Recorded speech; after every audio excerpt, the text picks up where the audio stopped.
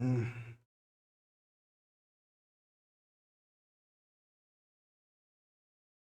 Morning, नमस्कार बच्चों। मैं आदर्श कटियार आप सभी का स्वागत करता हूं आज की क्लास में। और आज हम लोग लेकर आए हैं अपना नया चैप्टर, इम्पोर्टेंट चैप्टर, महत्वपूर्ण चैप्टर है आपके लिए। उस चैप्टर का नाम है आपका प्रीपोजिशन। ठीक है, तो नाम से ही आपको समझ में आ गया होगा कि ये जो प्रीपोजिशन चैप्टर है आपका, ये कितना ज़्यादा महत्वपूर्ण है आपके लिए। ठीक है, प्रीपोजिशन। ठीक है, तो हम लोग प्रीपोजिशन के बारे में बात करते हैं कि जो प्रीपोजिशन होता है इसका मतलब क्या होता है। ठीक है, चलो तब सबसे पहले हम लोग बात करते हैं इस प्रीपोजिशन चैप्टर्स के बारे में। तो सबसे पहले हम बात करें इसकी इम्पोर्टेंस क्या है। बहुत इंपॉर्टेंट चैप्टर है आपका, इंग्लिश के पर्पज से देखें तो मोस्ट इम्पॉर्टेंट चैप्टर है आपका, मोस्ट इम्पॉर्टेंट चैप्टर है आपका। मोस्ट इम्पॉर्टेंट चैप्टर आप ऐसे भी कह सकते हो कि मतलब बिना इस चैप्टर के पेपर बन ही नहीं सकता है। तो एक पेपर में कम से कम मतलब बिना इस चैप्टर के कि आपका पेपर बन ही नहीं सकता, यानी हर पेपर में आपसे प्रीपोजिशन पूछता है। फिर आपसे क्या होता है, जैसे आपसे अगर हम बात करें आपसे ये पूछता कैसे है। जैसे सबसे पहले हम बात करें तो एरर्स में यहाँ से क्वेश्चन पुटअप होते हैं। सबसे पहले अगर हम बात करें तो एरर्स में यहाँ से क्वेश्चन पुटअप होते हैं। दूसरा आपका फिल इन दी ब्लैंक्स में जो प्रेफरेंस देता है, वो मोस्टली जो फिल इन दी ब्लैंक्स में प्रेफरेंस देता है वो प्रीपोजिशन की प्रेफरेंस देता है। ठीक है, तो फिल इन दी ब्लैंक्स में जो मोस्टली प्रेफरेंस देगा वो किसकी देगा, वो आपकी देगा प्रीपोजिशन की जो है देता है। थर्ड पॉइंट के अगर बारे में हम बात करें, थर्ड पॉइंट के बारे में अगर हम बात करें तो वो होता है तुम्हारा सेंटेंस इम्प्रूवमेंट। क्या होता है आपका, तो वो होता है तुम्हारा सेंटेंस इम्प्रूवमेंट। क्या होता है, सेंटेंस इम्प्रूवमेंट। ठीक है, तो सेंटेंस इम्प्रूवमेंट में भी क्या होता है, ये प्रीपोजिशन का आता है। इसके अलावा जब आप सॉल्व करते हैं क्लोज टेस्ट, तो क्लोज टेस्ट में भी जो है आपसे अक्सर पूछता है, वो पूछता है आपसे प्रीपोजिशन।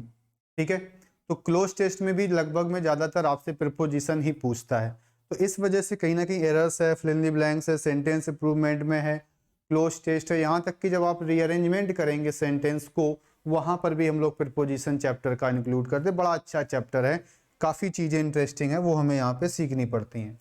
तो जब हम सबसे पहले बात करते हैं प्रीपोजिशन चैप्टर की, तो सबसे पहले हमारे मन में तो यही आता है कि ये प्रीपोजिशन जो चैप्टर है आपका, इसकी डेफिनेशन क्या होती है। तो इसको हम लोग दो तरीके से डिवाइड करेंगे, प्री प्लस पोजीशन।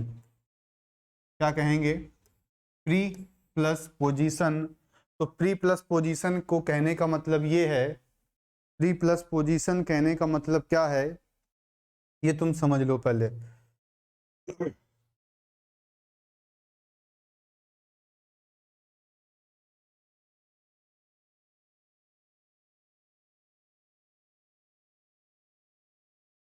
तो प्री प्लस पोजीशन कहने का मतलब क्या है, प्री प्लस पोजीशन कहने का मतलब ये है कि जो प्रीपोजिशन होती है वो किसी भी ऑब्जेक्ट की पोजीशन को डिफाइन करती है कि उसके पहले, मैं जिस भी शब्द के पहले लग जाएगी प्रीपोजिशन, उस शब्द की पोजीशन को बताने लगती है। जैसे हम अगर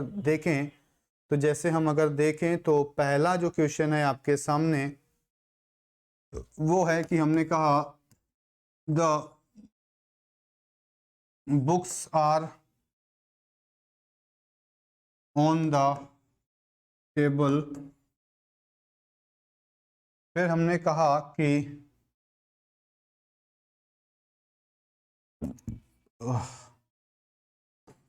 वी वेंट टू स्कूल, या फिर हमने आपसे कहा कि you are returning from school. ठीक है, you are returning from school. तो इस क्वेश्चन को अगर हम देखें, पहले वाले क्वेश्चन को अगर हम समझें, तो पहले क्वेश्चन को अगर हम समझते हैं तो पहले क्वेश्चन में आपका लिखा है कि the books are on the table लिखा हुआ है। तो इसको अगर हम ध्यान से देखें तो यहाँ पर ऑन प्रीपोजिशन आई है, यहाँ पर टू प्रीपोजिशन आई है, और यहाँ पर फ्रॉम प्रीपोजिशन आई है। ठीक है, तो यहाँ पर ऑन है, यहाँ पे टू है, और यहाँ पर आपका क्या है, तो यहाँ पर है आपका फ्रॉम। समझ में आ गई बात। तो तीन प्रीपोजिशन आपके सामने हैं, टू है, ऑन है और फ्रॉम है। इन तीनों प्रीपोजिशन से आपको क्या पता चल रहा है, इन तीनों प्रीपोजिशन से आपको क्या पता चल रहा है, इन तीनों प्रीपोजिशन से आपको पोजीशन का पता चल रहा है। सबसे पहले अगर हम बात करें आपसे, तो यहाँ पर टेबल लिखा है, टेबल का मतलब मेज, तो इसका मतलब जो किताबें हैं वो मेज के ऊपर रखी होंगी, उसकी पोजीशन कहाँ होगी, मेज के ऊपर होगी। फिर उसने कहा वी वेंट टू स्कूल, इसका मतलब वो स्कूल जा रहा है, स्कूल जा रहा है, तो उसकी पोजीशन होगी वो स्कूल की तरफ होगी, स्कूल की तरफ जा रहा होगा। फिर लिखा you are returning from school, अब कह रहे कि तुम स्कूल से वापस लौट के आ रहे हो, तो इसका मतलब ये है कि वो स्कूल से वापस आ रहा है। यानी यहाँ पे था कि टू से स्कूल की तरफ जा रहा था, फ्रॉम से पता चल गया कि स्कूल से वापस आ रहा है। बात समझ में आ गई कि नहीं आ गई। तो आपको ये समझ में आ गया होगा कि प्रीपोजिशन का मतलब क्या होता है। तो प्रीपोजिशन का मतलब है कि सीधे सीधे पोजीशन को बताना। प्रीपोजिशन का मतलब होता है सीधे सीधे पोजीशन को बताना। ठीक है, तो पोजीशन हमने बता दी आपसे, ये चीज हो गई। अब हम बात करते हैं कि जो प्रीपोजिशन है आपकी, प्रीपोजिशन आपकी तीन तरीके से एग्जाम में पूछी जाती है। प्रीपोजिशन आपसे तीन तरह से एग्जाम में वो पूछता है। सबसे पहले तो आपसे पूछता है वो बेसिक प्रीपोजिशन। सबसे पहले जो आपसे पूछता है वो पूछता है आपसे बेसिक प्रीपोजिशन। सबसे पहले आपसे पूछता है वो पूछता है आपसे बेसिक प्रीपोजिशन। ठीक है, अब ये बेसिक प्रीपोजिशन आपसे क्या होती है, बेसिक प्रीपोजिशन क्या होती है।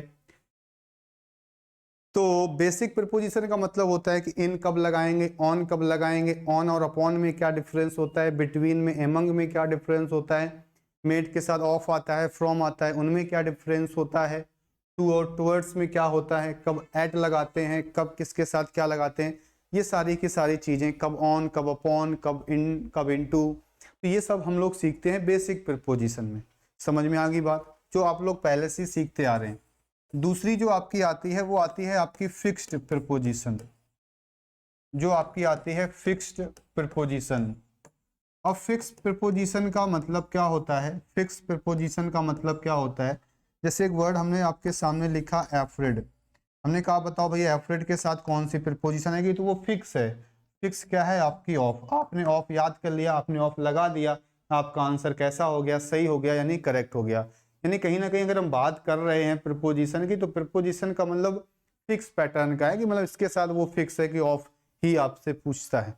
तो एफ्रेड के साथ हमने क्या यूज कर लिया, तो एफ्रेड के साथ हमने यूज कर लिया क्या, ऑफ का यूज कर लिया। ठीक है, ये चीज।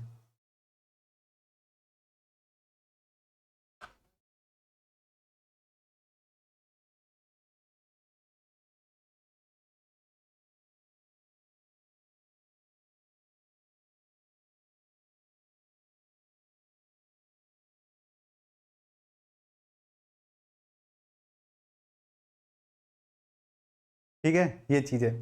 अब आते हैं तीसरे नंबर वर्ड पे, तीसरा नंबर वर्ड पे आते हैं। तो तीसरा नंबर वर्ड आता है वो आपका आता है फ्रेजल वर्ब।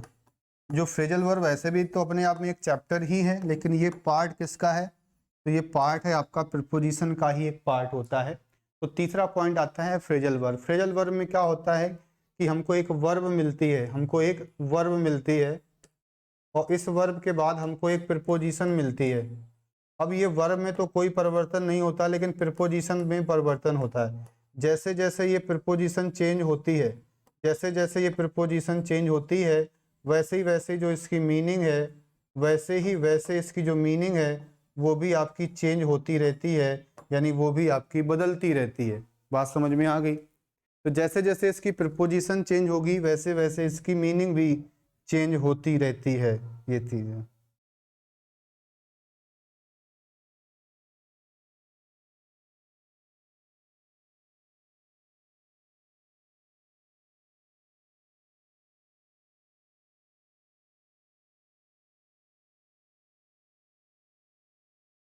मोहब्बत थी तो सनम चांद सा था।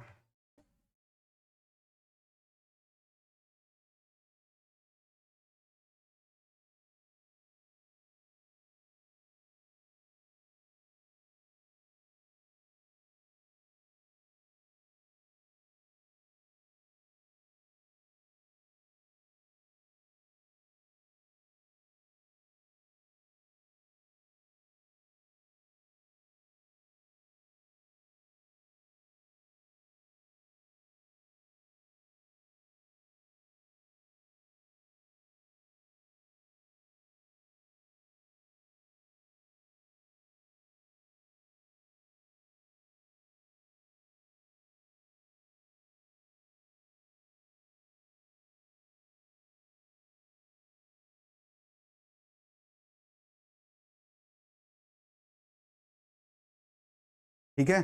तो फ्रेजल वर्ब का मतलब जैसे ही वर्ब के साथ प्रीपोजिशन बदलेगी वैसे ही इसकी मीनिंग बदल जाएगी, उसी को हम कहते हैं प्रीपोजिशन।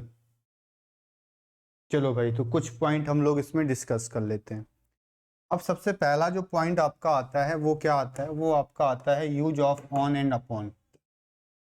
सबसे पहला जो पॉइंट आपका आता है वो आता है यूज ऑफ ऑन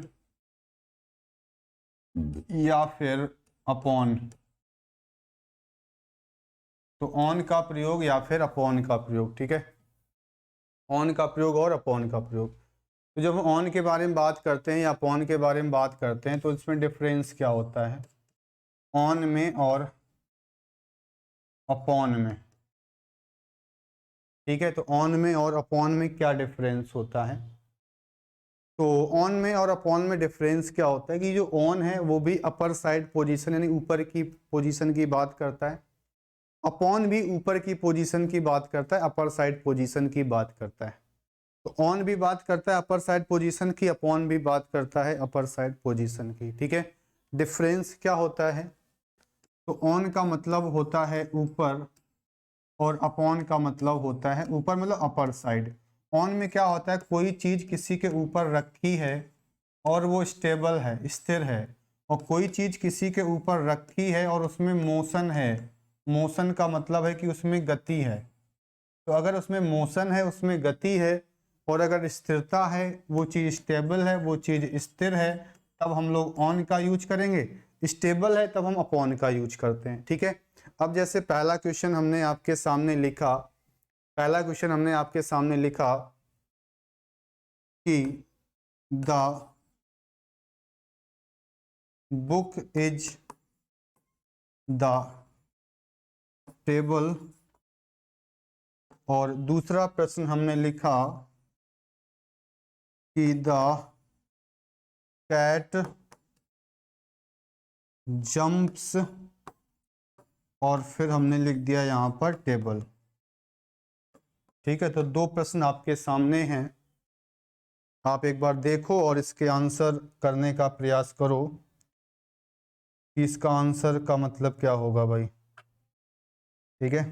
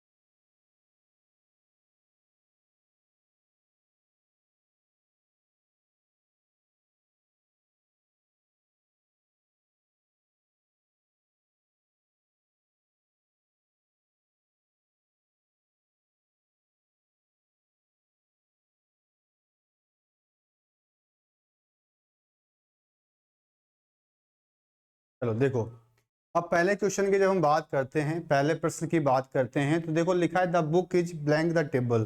टेबल दोनों में आया है, यानी टेबल के लिए हमें प्रीपोजिशन का यूज करना है, तो टेबल तो दोनों में आ रहा है।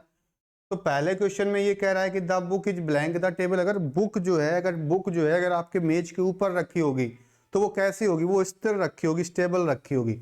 अगर वो स्टेबल रखी होगी तो इसका मतलब हम किसका यूज करेंगे, हम ऑन का यूज करेंगे। ठीक है, यहाँ पर उसने क्या किया है, यहाँ पर उसने जंप कर दिया है। जंप का मतलब वो कूद गई है। अगर उसने जंप किया है, वो कूदी है, तो इसका मतलब गति है। जंप करने से ही गति मिल गई, तो अगर गति आ गई तो वो फिर आपका जो आंसर है वो ऑन ना हो करके आपका जो आंसर है वो क्या हो जाएगा, तो वो आपका हो जाएगा क्या, अपॉन हो जाएगा। ठीक है, तो वो आपका आंसर क्या हो जाएगा, तो वो आपका आंसर क्या हो जाएगा, तो वो आपका अपॉन हो जाएगा। ठीक है,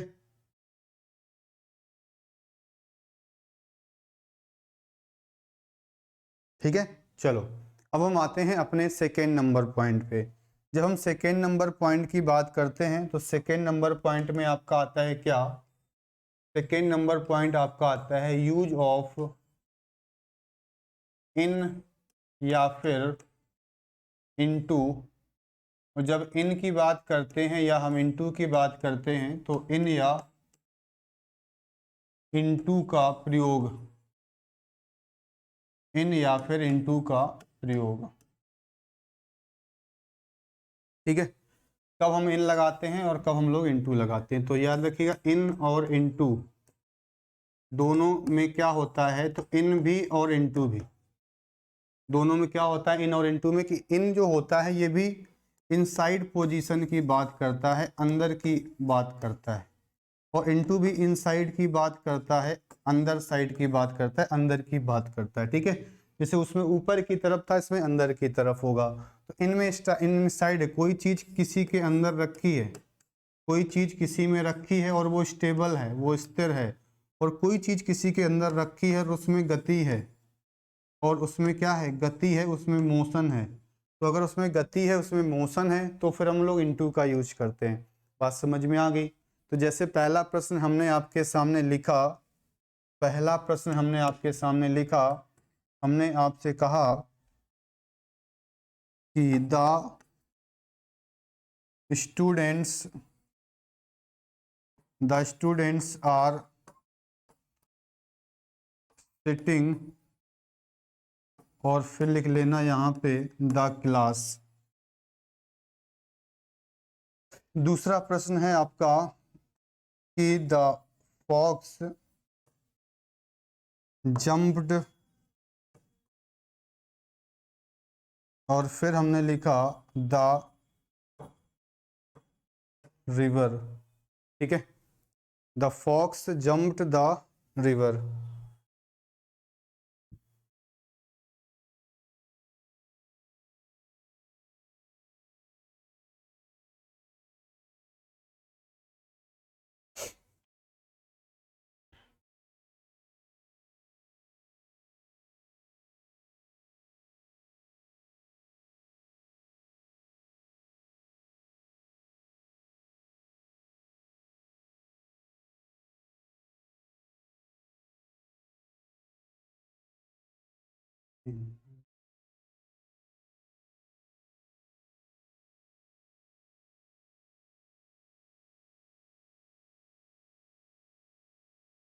पहला लिखा the students are sitting the class. अब देखो, अगर बच्चे अगर क्लास में बैठे हैं, अगर बच्चे आपके क्लास में बैठे हैं तो कैसे बैठे होंगे? स्टेबल बैठे होंगे, स्थिर बैठे होंगे।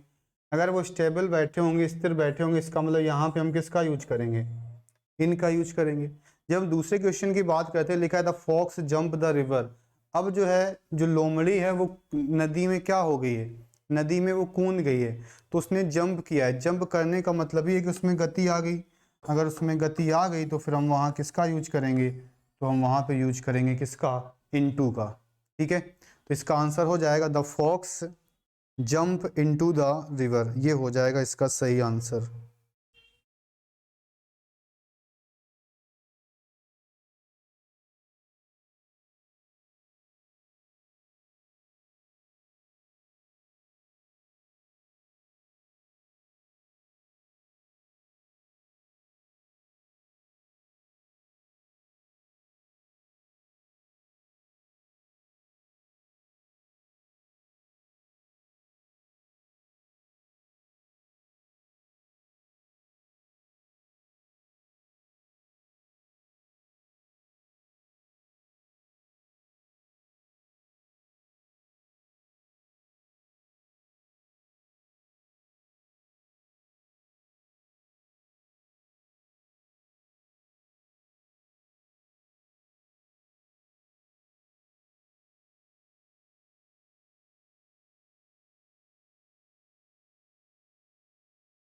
चलो देखो, एक क्वेश्चन और देख लो। जैसे हमने आपसे कहा, एक प्रश्न बड़ा इंपॉर्टेंट है आपका, बड़ा अक्सर पूछता है। जैसे कहा कि द टीचर entered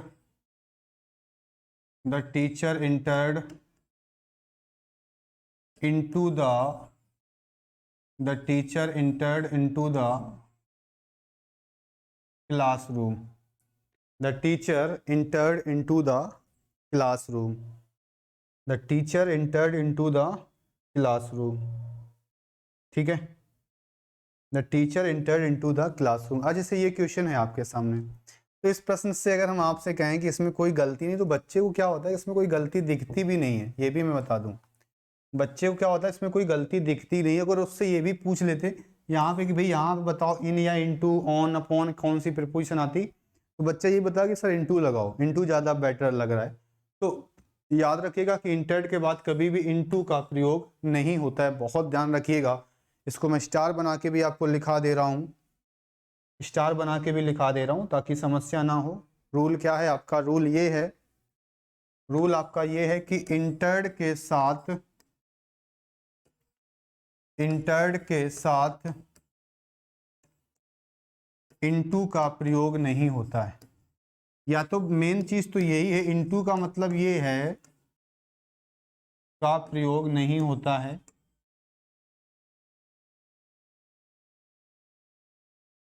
लेकिन अगर हम आपसे कहें, एक चीज हम अगर आपसे और कहें वो ये है कि जैसे हमने कहा कि भाई इंटर्ड के साथ इनटू का प्रयोग नहीं होता है, ठीक है, तो होता है क्यों नहीं, क्योंकि इंटर्ड का मतलब ही होता है कि भाई किसी चीज के अंदर प्रवेश करना, इस वजह से वो मोस्टली इनटू का यूज करता है। तो याद रखिएगा आप लोग, क्या ध्यान रखना है कि इंटर्ड के बाद में, इंटर्ड के बाद में अगर आपको इनटू मिल जाए और फिर से आपको प्लेस भी मिल जाए, तो याद रखिएगा फिर वो होता है रॉन्ग होता है, यानी गलत होता, कोई गलती नहीं। फिर आता है जब इसी इंटर्ड के बाद में हम लोग इनटू का प्रयोग करते हैं, तब करते हैं जब हमें इसके बाद लिखा मिलता है एग्रीमेंट वगैरह, जब आप किसी समझौते में शामिल होते हैं, उसमें प्रवेश करते हैं, तब फिर आप यूज करते हैं किसका, इनटू का, ठीक है, तब फिर आप यूज करते हैं किसका, तब आप यूज करते हैं किसका, इनटू का। ठीक है भैया, नोट कर लो जल्दी से। फिर एक प्यारा सा रूल बताएंगे जो आपने पहले इस तरीके से नहीं पढ़ा होगा, ठीक है।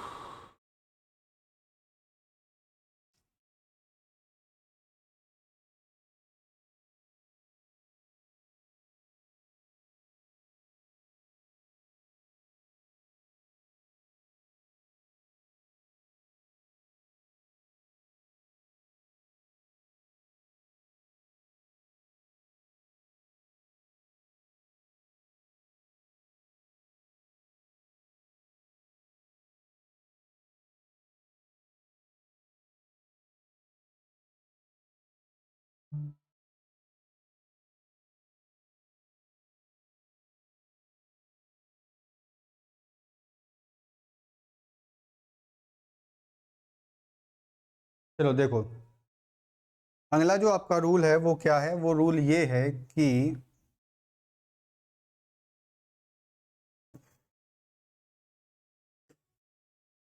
बिटवीन और, बिटवीन और एमंग, बिटवीन और एमंग का प्रयोग,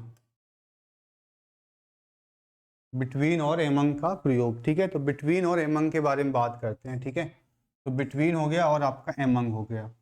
तो जब हम बिटवीन के बारे में बात करते हैं तो आपने लिखा पढ़ा होता है कि बिटवीन और एमंग में आपने ये पढ़ा होता है, क्या पढ़ा होता है कि बिटवीन जो आता है वो दो के लिए आता है, बिल्कुल सही है कि बिटवीन जो है वो दो के लिए यूज करते हैं हम लोग, कोई दिक्कत नहीं है इसमें। और जो एमंग होता है वो आपका आता है दो से अधिक के लिए, वो आपका आता है दो से अधिक के लिए, ठीक है। तो बिटवीन आता है दो के लिए, अमंग आता है दो से अधिक के लिए। तो इसका हम यूज करते हैं आपका फॉर द टू,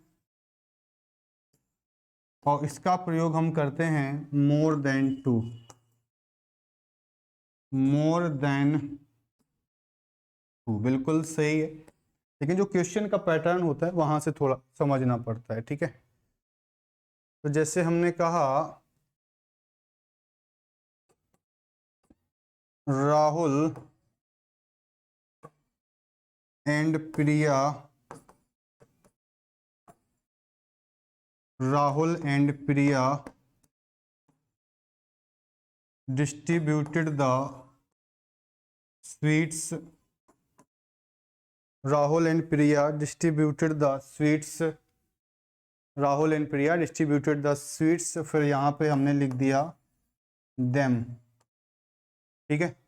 और दूसरा क्वेश्चन है आपका वो ये है कि in this series the matches will be played between, पूरा लिख पाएगा लिख जाएगा यहाँ पे, ठीक है, between India Australia and, India Australia and Nepal को भी ले आते हैं, वो भी अब खेलने लगा है क्रिकेट, ठीक है। चलिए एक क्वेश्चन और भी लिख देता हूं मैं। क्वेश्चन नंबर 3 है आपका कि tell me the difference between, tell me the difference between solid comma liquid and gas. ये हैं 3 प्रश्न आपके सामने, ठीक है।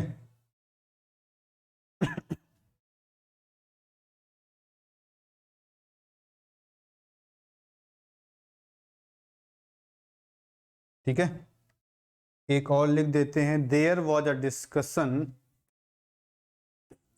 There was a discussion, there was a discussion blank the members of this company, ठीक है ये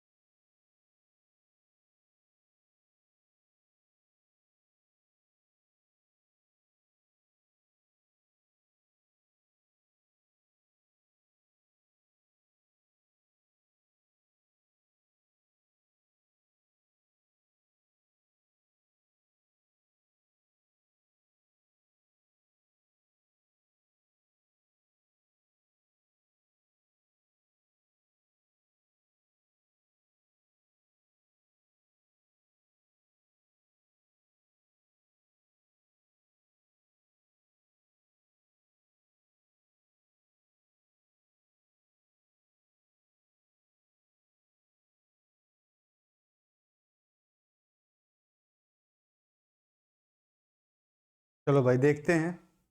पहला जो क्वेश्चन आपके सामने लिखा था वो ये था कि पहला था कि Rahul and Priya distributed the, भाई राहुल और प्रिया हैं वो बांट रहे हैं स्वीट्स को, देम का मतलब अपने दोनों के बीच में, राहुल और प्रिया अपने दोनों बीच में स्वीट्स को बांट रहे हैं। तो दो की बात हो रही, जब दो की बात हो रही है तो इसका मतलब यहाँ पे हम किसका यूज करेंगे, तो बिटवीन का यूज कर देंगे। दूसरा, in this series the matches will be played between India या ऑस्ट्रेलिया, ये वाला क्वेश्चन हो जाता है गलत। यहाँ पर हम दो देखते हैं कि इंडिया भी है, ऑस्ट्रेलिया भी है और नेपाल भी है, तीन हो गए। तो अगर तीन हो गए, अगर तीन हो गए तो इसका मतलब फिर यहाँ पे बिटवीन नहीं होना चाहिए, यहाँ पे एमंग होना चाहिए। यहाँ पर बिटवीन नहीं होना चाहिए, यहाँ पे क्या होना चाहिए, यहाँ पे एमंग होना चाहिए। तो इसमें क्या होता है कि जैसे हम बात कर रहे हैं कि एमंग होना चाहिए, ठीक है, लेकिन तुम ध्यान से ये बताओ कि जब तुम मैचेस देखते होगे, कभी आपने देखा है कि एक ही मैच में तीन तीन टीमें एक साथ खेलने लगे। मैच में क्या होता है कि हमेशा दो टीमें खेलती हैं, या तो इंडिया ऑस्ट्रेलिया या ऑस्ट्रेलिया नेपाल या इंडिया नेपाल। ऐसा तो नहीं होता कि एक मैच में तीनों टीमें खेलने लगे। तो इसका मतलब जो मैच होंगे वो वास्तव में दो दो के बीच ही होंगे। इसका मतलब यहाँ पे जो बिटवीन लिखा है वो बिल्कुल सही लिखा है। अगर आपने इसको एमंग में बदल दिया तो आपका जो आंसर है वो गलत हो जाएगा। तीसरा है tell me the difference between solid liquid and gas. हमें डिफरेंस बताना है किसके बीच में, सॉलिड के बीच में, लिक्विड के बीच में और गैस के बीच में, ठीक है। तो जब भी हम डिफरेंस बताते हैं तो हमेशा दो दो के बीच में बताएंगे, या सॉलिड लिक्विड के बीच में, या लिक्विड और गैस के बीच में, या फिर सॉलिड और गैस के बीच में, ठीक है, ये चीज है। और वैसे भी जो डिफरेंस होता है, डिफरेंस के साथ हम किसका यूज करते हैं, तो बिटवीन का यूज करते हैं, इसी वजह से, ठीक है। जब भी आपने पढ़ा होगा हमेशा डिफरेंस के साथ बिटवीन यूज किया होगा। अब क्या देर वाला डिस्कशन, एक डिस्कशन हुआ था, the members of this company, इस कंपनी के मेंबर्स होंगे, कई सारे होंगे, तो हम यहाँ पर यूज कर देंगे किसका, एमंग का यूज करेंगे। किसका यूज कर देंगे, एमंग का यूज कर देंगे, ठीक है भाई। बात समझ में आ गई सभी को। तो आज की क्लास को हम लोग यहीं पे समाप्त करते हैं। कल से हम इस चीज को आगे कंटिन्यू करेंगे। काफी अच्छा लेक्चर से आपका, काफी इंपॉर्टेंट है, ठीक है। तो आज की क्लास को हम लोग यहीं समाप्त करते हैं। आप सभी का बहुत बहुत धन्यवाद, ठीक है। और क्लास को देखते रहिएगा, सभी लोग अच्छे से समझिएगा, नोट्स बनाइएगा, अच्छे से पढ़ाई करिएगा, ठीक है। तो सभी का बहुत बहुत धन्यवाद, थैंक यू।